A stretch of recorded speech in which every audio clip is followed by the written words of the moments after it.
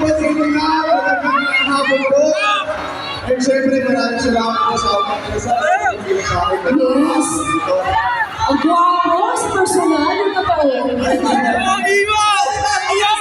Sarap halo-halo kalaban ng mga inasal. Grabe, oh, kanina pa nag-aabi. Ang dami mo mga fans.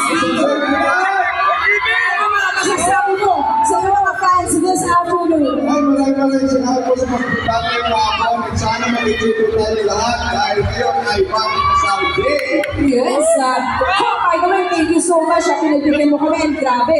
Congrats in advance sa iyong wedding. Oh, pinibigyan. Malapit na po ako magpasakal. Ay, magpakasal pa na. Magpakasal po. Uy, nanonood siya yun. So, folks, since we are here for Mang Inasal's level of extra creamy halo-halo, share mo naman sa amin, bakit favorite mo ang extra creamy halo-halo? Siyempre ngayon, lalo ngayon sobrang init guys. Yan talaga yung in-order namin sa bahay ngayon. Simula nung pinadala ako ng wine, lagi ko talagang in-order yan. Yung Pang-Inasal extra creamy halo-halo. Kasi nasama ko pa ng palabok saka empanada.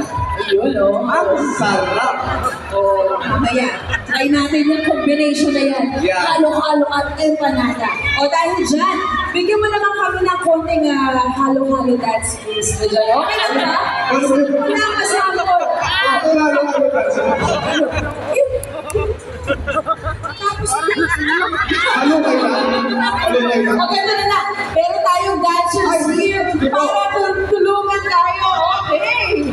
So, eto na mga Mang Inasal Nation with the help of our dancers. Alright, pakisayaw na kay Mr. Cole TV.